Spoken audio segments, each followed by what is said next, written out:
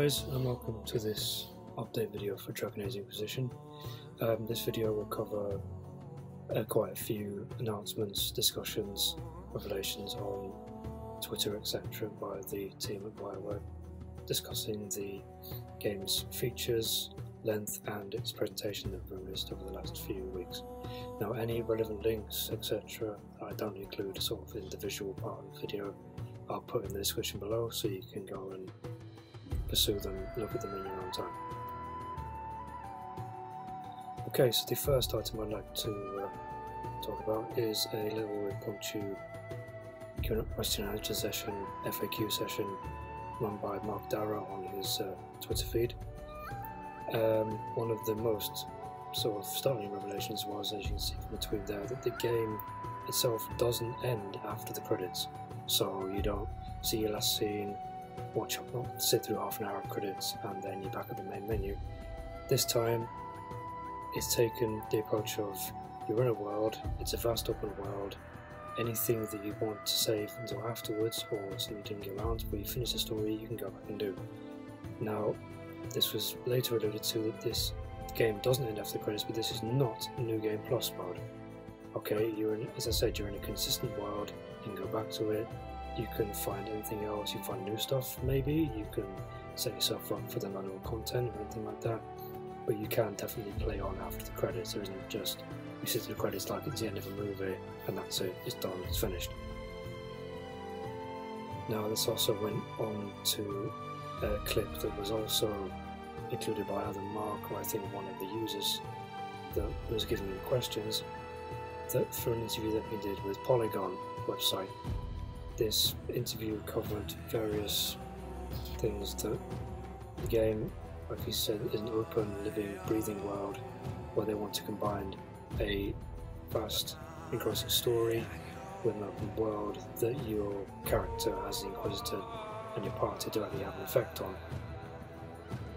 Now, there may be some users, some players may have an issue with this. You know, they might think that the story is ended, but it hasn't. It's not really very satisfying. They may actually like having a great sort of definitive ending.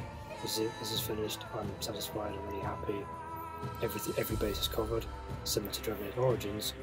Whereas I think that this sort of open-ended, as in finished but you can continue, is actually the best of both worlds, and I'll give you my reasons for that in a second.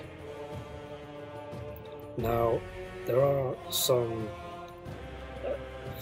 different things that may have come from that. For example, in Mass Effect 2 you could sort of continue after the end, but the only sort of opinions you can get, any extra sort of things you can get, were from talking with crew members. That was good, but this obviously takes that one step further.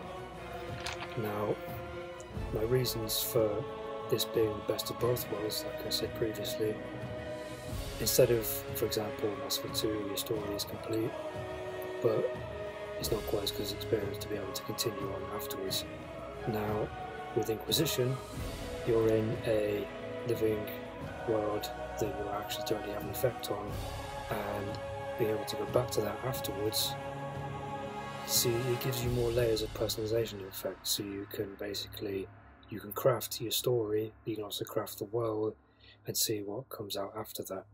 Now, as the Inquisitor, like they've said, you're the head of an organization, and Mark's quote from the original Dev Diary, World Unveiled, being that you seize and control power directly over the Inquisition, and Aaron Flynn's quote, you make moral decisions that affect the world itself. And also another sort of really defining point from that, I think, was a quote that Cameron Lee gave in an interview that he did with Official Xbox Magazine, where the world in itself is a character which you can form.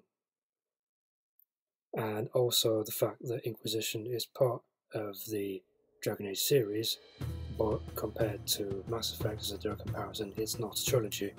So you can, in a sense, the future holds a lot more, from downloadable content, etc., extra things added by the team at BioWare, but also being allowed to give yourself freedom.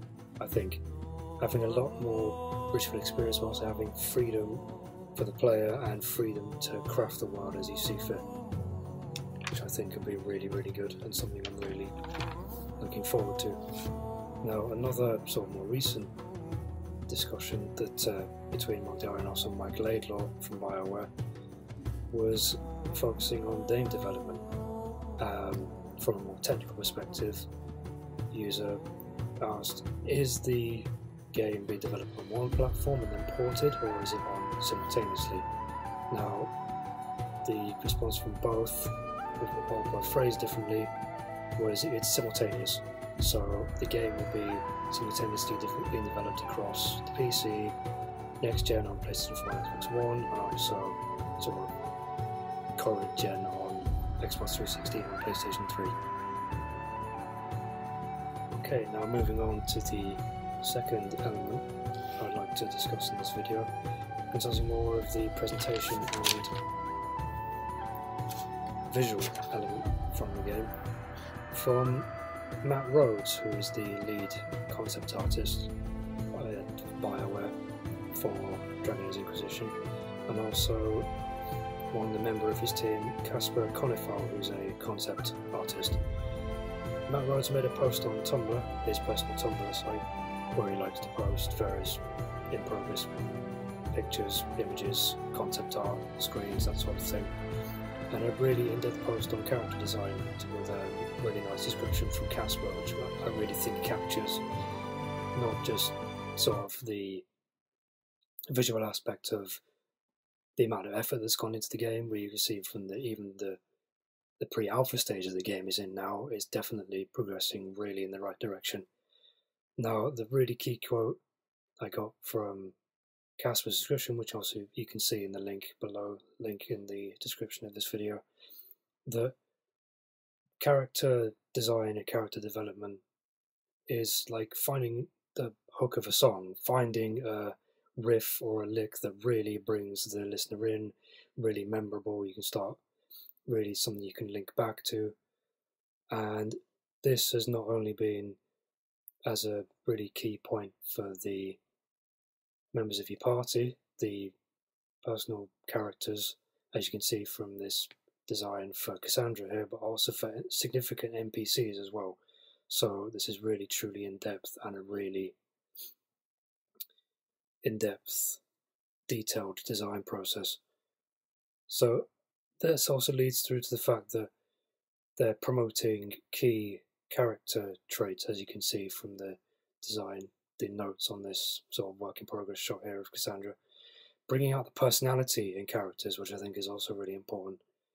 See from Cassandra here, the main points being her power and authority, aggressive angles on the face, and minimal makeup. So it's basically, it's her, there's no embellishment, there's no extras, it's her herself, forceful, really strong character, which I think will really bring through in the events of Inquisition, being quite a key character, which I'm really looking forward to.